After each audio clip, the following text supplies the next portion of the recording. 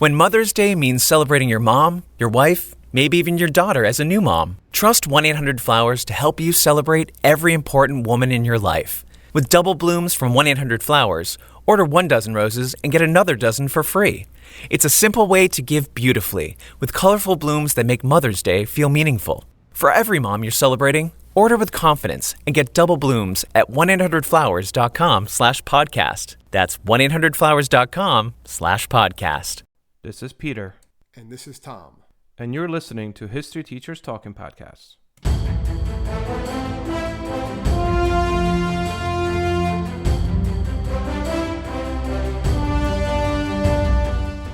All right, this is Peter Zablocki and Thomas Reska, and welcome back to our podcast. All right, Tommy, this is our last Halloween one coming out right around Halloween. Yeah, right. What do we Halloween, got? exactly. Well, in honor of Halloween, I guess, we decided to look at the history of some of these Halloween movies and really like the real life stories, or real life events that were the inspiration or the basis for a lot of the these horror movies out there. Some of these movies you probably heard of, other ones I never really heard of before. And then reading about the case about them, like I was telling Peter before this, I kind of went to like a deep dive in a couple of these cases, reading about the actual stories that inspired the movie, and some of them are really disturbing. Like obviously they can understand why they made this into horror movies. No, absolutely. And as you mentioned, like there's a lot of these things that I guess the premise Loosely based, but some of them really based. Yeah. Some of them are strictly based, yeah.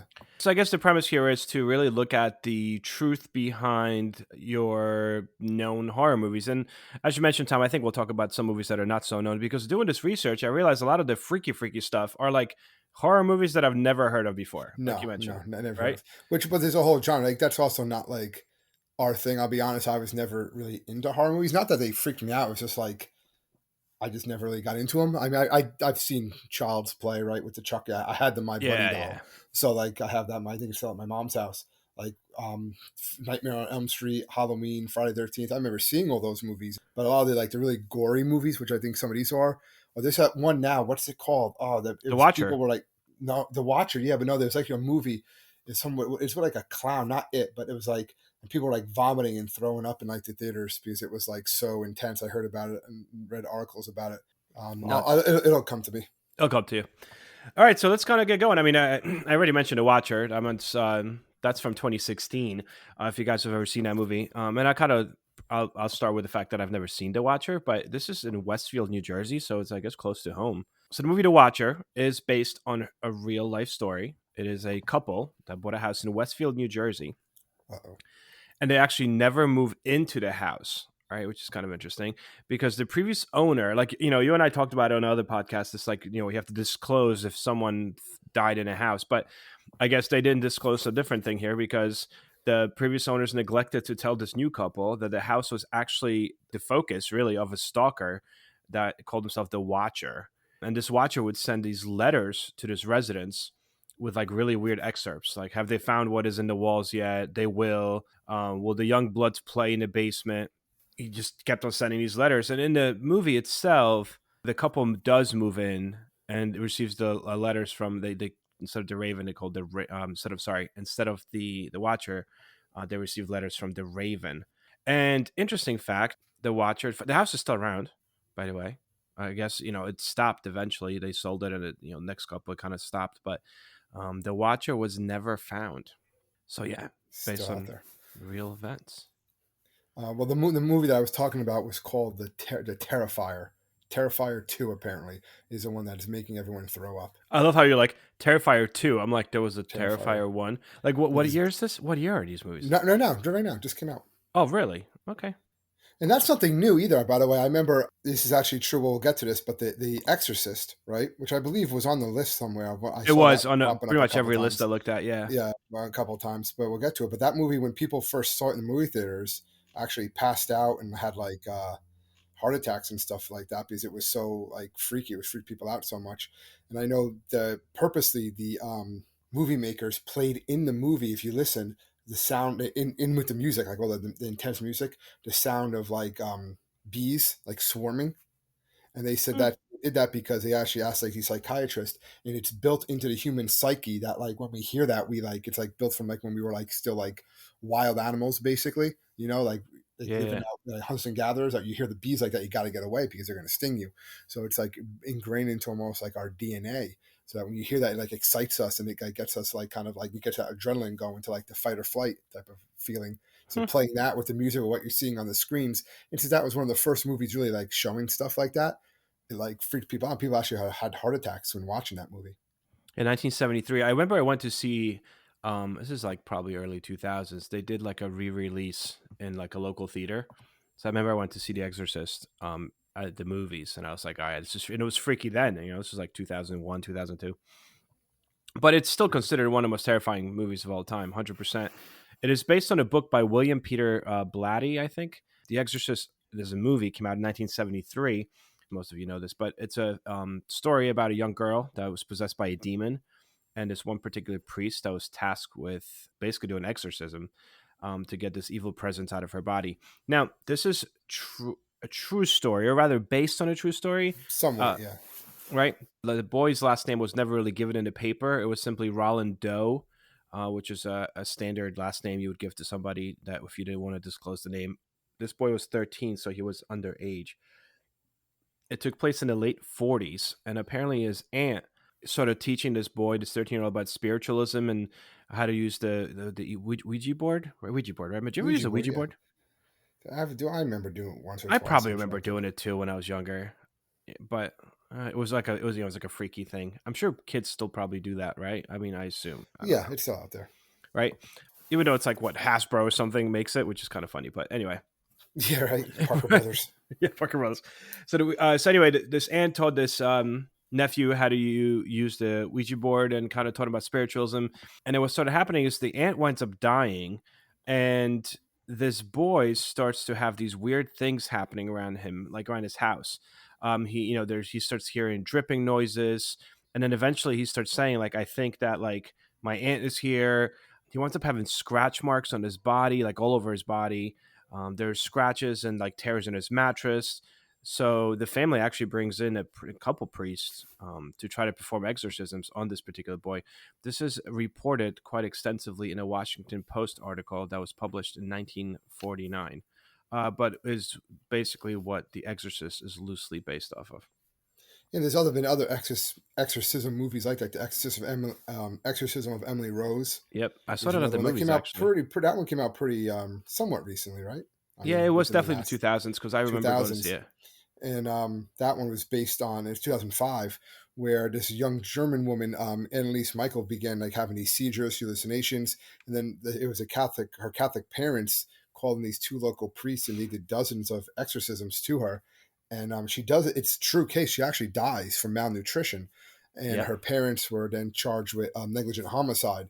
And the movie's more about it kind of blends a lot of facts together. I think they're talking about like after the fact, right? And they're Yeah, like yeah, the yeah. priests are like the ones called on the stand to be like, Well, because was she the really? priest was also brought up on charges, I think, for like abetting or something. You know what I mean? Yeah, because With they're the fact basically that like because they they weren't starved her. feeding her and stuff because they're saying she's having these hallucinations. The devil's inside of her, so it's still like a controversial thing because it was basically they would have to prove the only way that they could prove that the parents would go free. They'd have to prove that exorcism was real. It Yep. was like a court case they were basically trying to argue that, and I don't. It didn't work, Yeah, it obviously, didn't work. No. but that was the idea of it. So the movie kind of like takes it into another. I guess it shows the priest's account of it, right? Like the Yep. Yep. That's the whole premise. It's basically a movie about like spirituality and Christianity fighting against like American non secular judicial court system. system. Yeah. Yeah. But yeah, the girl was actually diagnosed with epilepsy and psychosis. So, except the Catholic family like didn't agree with that. They're like, no, like why is she shaking uncontrollably? Why is she hallucinating? What's going on? And she started at 16, but she lived and they started doing these exorcisms until she was 23. She actually, Yeah. so I this is guess like a for pain. Yeah. years. Yeah.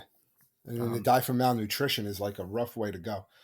There was a couple. There's yeah. another one that I'll talk about a little bit. That like when I was reading about that, Oh, you that want was to go? one of Just the go to causes. that one because I probably Go to don't know that that one. one. Yeah, All right. go. Well, it was based on it was a movie called The Girl Next Door, and Okay. in the movie, it's out in the 2000s, like I said before, Okay. 2000, like I believe like seven, somewhere around there. And what it's basically based off of is also a horror novel based on this, but it's based on the real life murder and torture of this young girl, Sylvia Likens. And she was basically, her parents were, they worked in a carnival, right? This was the And they, 60s, right? It was in the 60s. It was this was in the 65, I think. 60s. Yeah, Yeah. it's in the 60s. Yeah, so you know her. I remember hearing Yeah, about yeah, this yeah, before, yeah, yeah. but then I did a little bit of a deep dive into the actual case itself, and it's like really, really just like horrifying, because her parents, they worked in a carnival and they were very poor. The sons worked at a carnival too. They didn't want the daughters. She had two young daughters, Sylvia and her younger sister Jenny.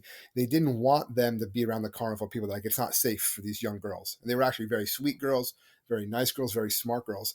So they met this other family, and she's like, oh, but they can stay with us, you know. So, all right, we'll pay you $20 a week to like let my kids live with you. And they, a woman by the name of Gertrude Beniski, and she was severely messed up. She was in real life, she had a lot of mental issues. She was also had a lot of health issues. And what she basically did is she tortured this young girl for months, and would make the sister torture her too. She would actually charge the neighborhood kids 5 cents. They could come in and burn her with cigarettes. So she was Crazy. starved, beaten, humiliated many ways. I'm not going to go into the whole like details here, but like chained her up and forced her to eat. They would rub they had a 1-year-old kid, and she would take the diaper and just rub it in her face and stuff like that. They would give Because her it was a whole stuff. family, right? It was a whole The family. whole family would part do of it. Well, yeah, it was weird because the kids at first didn't want to do it. The mother forced them to.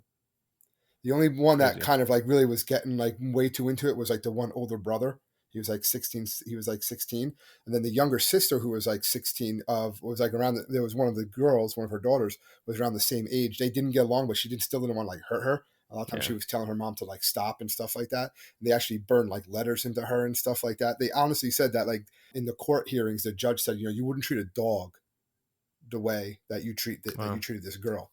And like burning her and beating her. They made her like vomit up food and then eat it again. And they would just laugh at her. And then she eventually died really from malnutrition and all of like the beatings and the things of that nature. And then even after she died, they said they beat the body because they thought she was faking it. How did And they she tried to find like out hide about it. this? Do you know? Well, they did have the she knew she was going to kill this girl. Like, she pretty much planned it out. So she made the girl write a note saying how she was like running off and joining this like sex cult. It was like a 14-year-old girl. Like, it was ridiculous. And she made her write this note saying that, and then they were going to leave her out in the woods. And a couple of times the girl actually escaped, but she couldn't. She just was so malnourished and weak that she couldn't get very far. And then she was worried about something happening to her sister. So that's another reason why she stuck around. Like, I'd rather it happen to me than you know, her Yeah. younger sister. And then what happened was the woman, they died and everything. The young girl died, and they did call the cops like 8 hours later. And the cops came and they were like, "Oh, this is like a rigor mortis. Something's weird going on here." But they said like this was the story, and then like all of her kids like said the story word for word. No, she just came home the other day. She was beaten up. She was with these like guys and stuff like that, and she must have just died in her sleep. And they're like, the cops said this wasn't weird. And they asked the little girl, and the little girl went along with the story, her younger sister Jenny. But then when the cops took her into another room, she's like, "You get me out of here, I'll tell you the truth." Crazy, And then right? so they got her out and they told the truth and went to trial. The crazy thing is, you would think they got life in prison. They didn't I even know. get I life saw in that. prison. She got out after 35 years. She died 5 Yeah. years later, and she never admitted to actually doing it. She said, "Listen, I'm sure I did do it, but I was so on medication and my mental health was so bad, I don't remember torturing this girl for months. This wasn't Yeah. like a one or two Because they were technically the official guardians to these two guardians girls. of her." Yeah, while they Yeah. were, yeah. I wouldn't go and read it, but you can read the details of the case, and you can read like what was going on. Like, her teeth were falling out because she was so malnourished and everything like that. And she was just tortured, this poor girl, for months, and she was afraid to tell anybody. Like, it was Yeah. just Mm-hmm. sad. Anyway, the movie, The Girl Next Door, which is also based on this one, they're a little bit older in the movie, but she was also tortured. She winds up dying from her injuries, but then the bad woman is killed also in the movie. So they do that a lot of those horror movies. Like, the Yeah. bad guy doesn't get away with it, but it's just very disturbing. Ugh. Very disturbing. Well, let's go to one that we probably all know, because like this one people might not have known about. But Nightmare on Elm Street, I feel like, I mean, probably one of the most known horror franchises of all time, right? Nightmare on Elm Street, Yes. along with Scream, which is also going to be on our list today because that was also based on some real events. Halloween, which is, I don't think, and I didn't find anything of that being based on anything real. Well, that's this kind of thing. But we'll go into what inspired Nightmare on Elm Street, because it wasn't This like one is a interesting. killer. It wasn't Yeah, a no, killer. yeah, What this was is it? interesting. So it actually stems from the guy that that writes this movie gets the story from an LA Times article in 1970s. And basically, there are refugees escaped from Southeast Asia to the United States, escaped the killing fields of Cambodia. Like, they wind up having these terrible nightmares. Yeah. Kids of this one family have this one particular kid has this terrible nightmares all the time, and he refuses to go to sleep because he believes, like, in his dreams that someone is chasing him and trying to kill him. And this stems from, obviously real life events. So he got to the point that he, like, refuses to sleep. So this boy is just, like, so afraid of sleeping that because he thought someone was going to, like, chase him and get him in his sleep. So he stayed awake for days at a time. And, then he would kind of fall asleep. And then again, he would stay awake for days at a time. Obviously, as we know, this is not, healthy in any way, shape, or form. And then when he finally, after being completely exhausted, when this boy does fall asleep and the parents are, like, excited that, the crisis is over, they wind up hearing screams in the middle of the night. And, they rush to him. And they realized that basically he was dead. Like, he died in the middle of a nightmare. He was screaming, and then his heart just gave out, and he died. And it wasn't only him. There were other refugees, too, that died from this. Yep. From what I read. And the medical report said there was nothing wrong with them physically. It was more just like the terror that they had in their nightmares. From experiences, from real life from their experiences that, like, wound up killing them. So the writers kind of, Wes Craven kind of just takes that and, like, oh, okay. Like, let's make Freddy Krueger. What if there's someone that's in your dreams that kills you, and that becomes this massive franchise, right? Honestly, I still don't watch it. I watch these movies. Like, come to think of it, I was probably like 7, 8 when watching these movies. Like, I should not have been watching these movies. No, I remember my dad being here, watch this. And I'm like, he's like, it's not scary. I'm like, it kind of is. He's like, right? Like, I mean, like, 6, as an 7 adult, I don't want to watch these now. I can't even. I can't imagine how I watched them when I was younger, but I definitely did. I mean, Freddy Krueger was, to this day, is a very popular Halloween costume. He's almost become almost like a cult icon now, Freddy Krueger and stuff like that. Like him, Chucky, some of those other ones. Michael Myers, there's like memes of them. Like, they're like, you see them all the time. There's a couple of houses by me right now. You look outside, they have like the giant Michael Myers outside, Freddy Krueger. Yeah. Like, I think that actor's still alive, the Freddy Krueger actor. Yeah, no, he is. Yeah, I forgot his name, so. but yeah, he's there.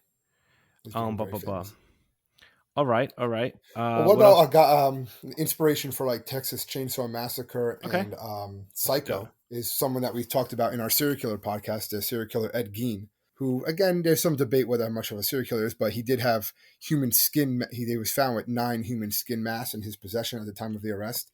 And because of his obsession with his mother, he was the inspiration for Texas Chainsaw Massacre and Psycho. He was the inspiration for that as well, basically just because of how odd he was and was obsessed with the corpse. He also was the inspiration for a movie in 1974 called Deranged, which was also about, like, keeping people's bodies after their death, and eventually he would go and get more bodies afterwards. But yeah, so they were all based on that serial killer Ed Gein and what they found in his possession in his house, which eventually burned down.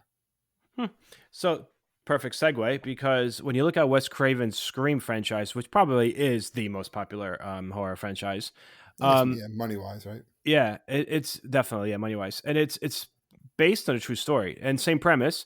The writer of Scream, Kevin Williamson, was inspired by Danny Rolling. He was known as the Gainesville Ripper. This happened in 1990. He wound up killing 8 people. So this Gainesville Ripper gained popularity in August of 1990. He winds up breaking into several apartments and stabbing 5 students. He specifically went for students.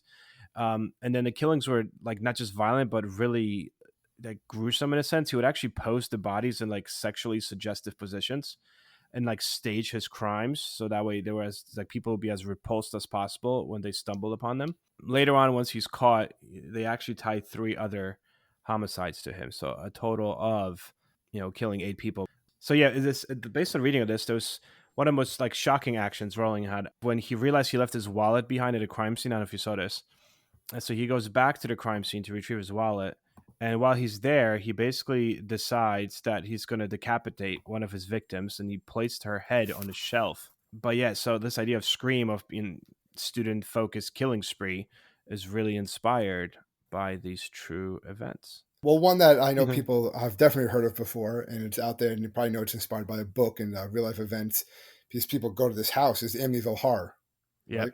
The house, which I don't know if I ever saw the original. I know I saw the new one. I don't remember I ever saw the original, like all of it, all Isn't the there way like through. There's a Ryan Reynolds one. Ryan Reynolds one, yeah, they like that Yeah, I they think I've made. seen Not so, I've that. seen that one, and I think I saw the '79 version, like probably parts here, parts there. But it's basically it was played up saying that the movie when it first came out, it was based on true events. And it's based on a book by Jay Anson, and it's a bit, oh, this like sexual supernatural harassment Yeah. that the Lutz family experienced in an old house in Long Island. The house is still there. There was a murder at that house, a grisly mass murder actually at that house. That is true, and they're saying because of that, there all these things happen there and stuff like that. But there's people that have lived in that house since then that say like nothing has ever happened here. But like it's one of those houses that like sometimes it's hard to sell because so many like people see the movies or people around this time of year. These people want to like come and like see the house and take pictures by the house and stuff like that. Similar stuff happened with like the house that they used in Breaking Bad. I remember like people would like drive by it and like kept on throwing pizzas on the roof because that happened in the show in one episode. Yeah. So they were like, so people, like fans or people who are into like horror always like to go to that Amityville Horror House in Long Island and you go there. But a lot of critics have said it's, the whole thing is just basically a hoax. It's not true. But there's hope. There was a bunch of like spin-offs and there was a bunch of like sequels and stuff too. And obviously into the 2000s, Ryan Reynolds was in a remake of it, but it was based on supposedly like true events of this haunting at this house in Long Island. Yeah. Talk about a house. Again, you're just full of segues today, Tom. There you go. That's what I do. Winchester, 2018. I had no idea this this was real. And then I started looking it up, and it's actually the Winchester. You could go to Winchester Mystery House, like in California. I kind of want to go check it out now. But so the movie is based on this real event. It's called Winchester. It happens or takes place in San Jose, California. This particular humongous Victorian house was built by Sarah Winchester. She was the widow of the firearms magnate William Wirt Winchester, as in like Winchester rifles, extremely famous. She was an heiress to the Winchester Repeating Arms Company, so super wealthy. Her husband designed one of the most infamous guns in the history of guns. Anyway, she was distraught after the death of both her daughter and husband, and she started seeing this psychic medium that basically told her that she would be haunted forever by all people that were killed at the barrel of the Winchester rifle. So the spirits apparently told this lady and demanded that she build them a house so that way all of these people that have been killed by her husband's guns could live in it. But because the guns were still popular, obviously, there's more and more people continuously being killed by them. So she could never stop or cease construction, which is the freaky part. So as a result, from 1884 to 1922, she had builders work on this house around the clock. Like we're talking, it was 7 stories, 160 rooms. Made it huge. Yeah, 2,000 doors, 47 stairways. Some stairways didn't even go anywhere. It just kind of led to a 15-foot drop, nowhere at all. The idea is that like she was petrified of stopping construction because she thought there was more and more spirits that needed to fill the house because of the fact that her husband's guns were still killing people. So yeah, it's a kind of a freaky adaptation. They're kind of taken with the myth because all people say that they were really fixing the house up with like hasty repairs after like an earthquake. That's really what was causing a lot of it, and also she might have just been like mentally just done after experiencing the grief and everything. Yeah, that's why she was ordering this, and she had money obviously to be able to do this. So, but yeah, which story sounds more compelling? That she was just this woman with money that was just throwing it away or fixing these house up because she was like grieving, or that they're all the souls for people killed by rifles, basically, right? Westminster rifles are coming back to haunt. Like it's an interesting story, obviously it's going to work. Another one that I saw that was true it's a horror movie, but it's more like a real life horror movie based on real events, is a movie that came out. I remember when it came out, called Open Water. Oh, the shark stuff, right? Yeah, it's basically that these two people go on their honeymoon in Australia, and they come up And then the boat is gone because they forgot that they weren't there and left them there. And it's actually based on the real life events of Americans Tom and Eileen Lonergan, who were left behind by a scuba group off the Great Barrier Reef, and their bodies were never found. So like, that's it. They were killed. And this movie kind of takes like an educated guess on what basically happened to them, and it's based about like sharks. Like you're out in the middle of the ocean, and the movie is actually shot in the ocean with real sharks. So they made it like as real as possible. It's one of those like like low budget movies. Just put the actors in the water. I was gonna say, imagine signing up for that. Yeah, they're like, wait, what? But that's basically what happens, and it's you just see this fear because you're just in the water. But imagine that, like if you've been scuba diving, you just come up to the surface after like an hour, and there's nobody else there. Nuts. Like you're just there. You're just in the ocean, and there's nobody there, and there's no way they're gonna find you. And just knowing that, and then all of a sudden, like sharks and stuff come, but it's based on true events that actually did happen. That is nuts. Well, again, segue. Jaws, this is actually our second ever episode. Yes, I was going to say, yeah, it goes back to all the way back in the beginning. But is Jaws a horror movie? I guess it is. Yeah, I mean, I think what makes it a horror movie is the fact that like I think the soundtrack more than anything, because you don't see shark, right? It freaks you out. You're right. I don't think of it like as in like it's Halloween time, let's watch Jaws. But yeah, no, I think it's considered a horror movie. But yeah, second episode, guys, go back and listen to it, based on real events that happened in good old New Jersey. Well, speaking of, I'll give you a segue. You did one on an animal there, right, with sharks. A movie that everyone knows, right? Alfred Hitchcock, The Birds. Oh yeah, I saw that one. Yeah. So you watch that, but you watch it now, and I'm not sure how much it holds up, like the puppetry. It actually is based on a real event that happened in 1961 in a town off the coast of California, and where basically the birds got poisoned by a toxic algae. And in the flocks of these of seagulls, it wasn't like every bird, it was just seagulls. They began like crashing into homes and cars. They weren't really targeting people. They were just like all messed up.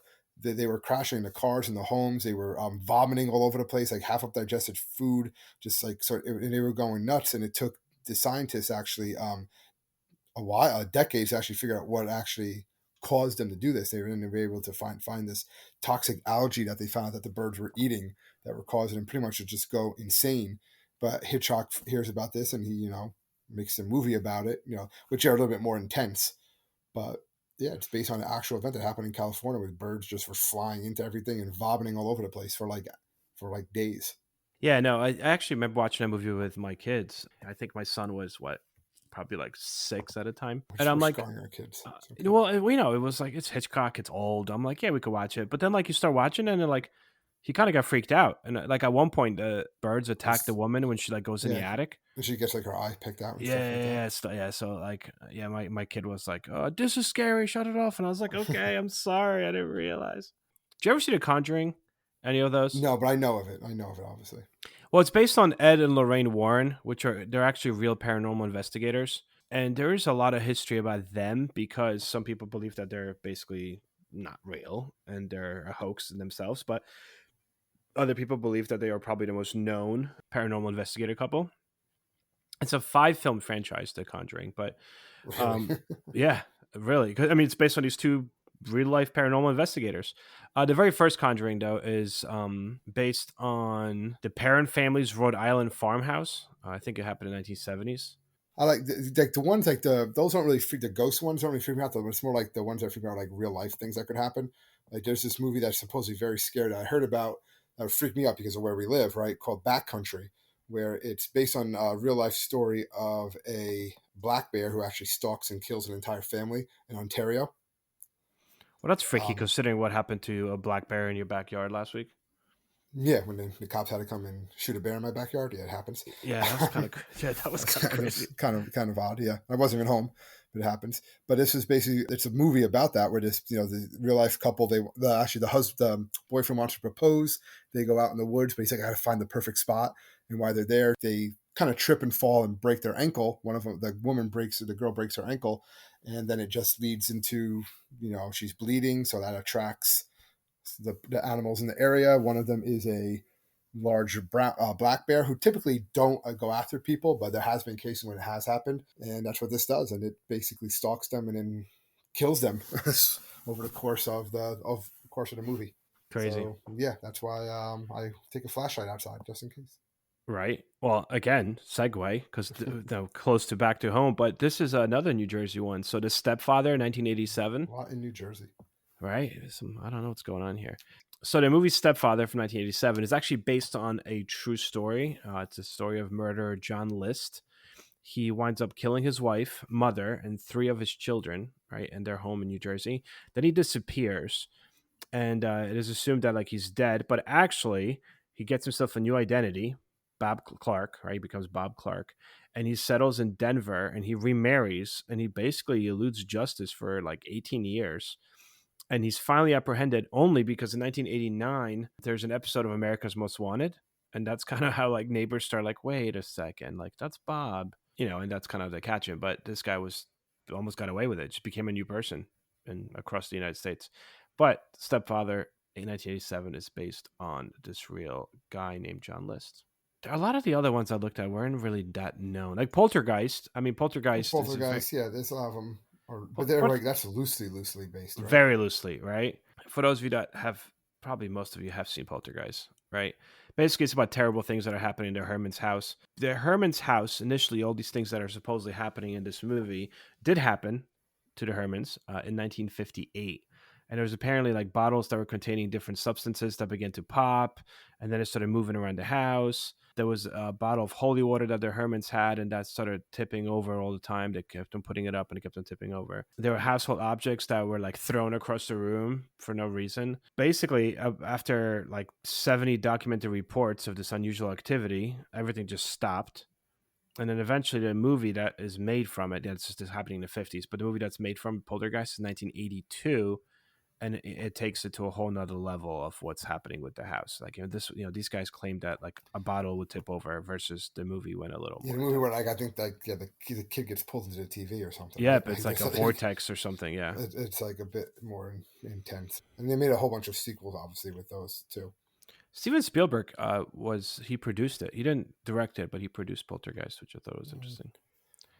Do you have anything else? I mean, everything else that I kind of look at, a lot of crime dramas ones, but I guess one that talked with serial killers was Zodiac. There were a lot of movies based on the Zodiac, the actual Zodiac killings and what took place. There's a lot of them on like Dahmer and Ted Bundy and stuff like that. A lot of those serial killers were inspirations for a lot of the movies.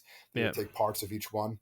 And like Silence of the Lambs, Hannibal Lecter is a combination of like John Wayne Gacy, the Zodiac, Ted Bundy, Jeffrey Dahmer. They even said he was all of them mixed together. It was kind of like inspiration for that movie. So you have a lot of those like kind of like mishmash ones. But I mean, I'm sure there's a lot of other ones that we missed on here. There's a lot of other ones that I saw. Well, it's like The Strangers, right? You saw The Strangers. Oh, I hated that movie, but yes, I saw it. Yeah. Well, that's based on that would freak me out too, because that's one that you could actually think could happen. Yeah, movie Strangers is basically 3 masked strangers terrorize an estranged couple, right? For the sheer reason that they're home. It's about a group of people that go around and the original story is that these people actually went around and would knock on doors. They had masks on, 3 people with masks, and really it was just to try to steal things from the house. But sometimes the people opened the door and someone was home. And it would always ask like a weird thing. They would knock on the door and ask for someone that didn't live there. Like, is Tamara home? And then as soon as people were like, no one lives here like that, they would push the door open, get in, and basically start killing people. They were just... Yeah. It was in rural California. There was these like cabins in the woods, basically.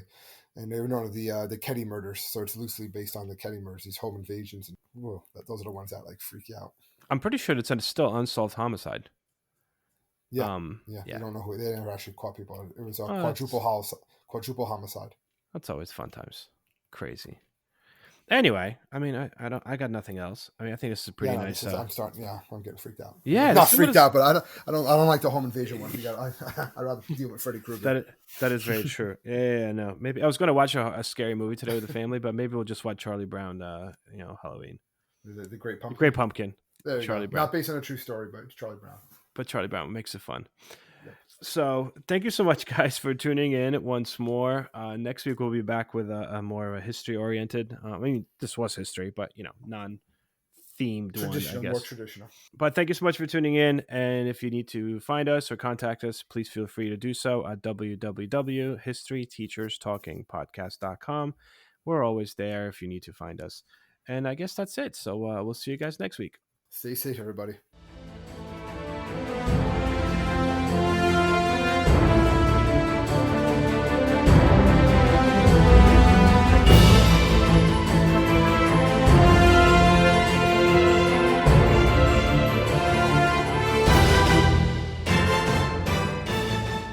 hope everyone enjoyed our podcast. And if you would like to email us, you can do so at historyteacherspodcast@gmail.com.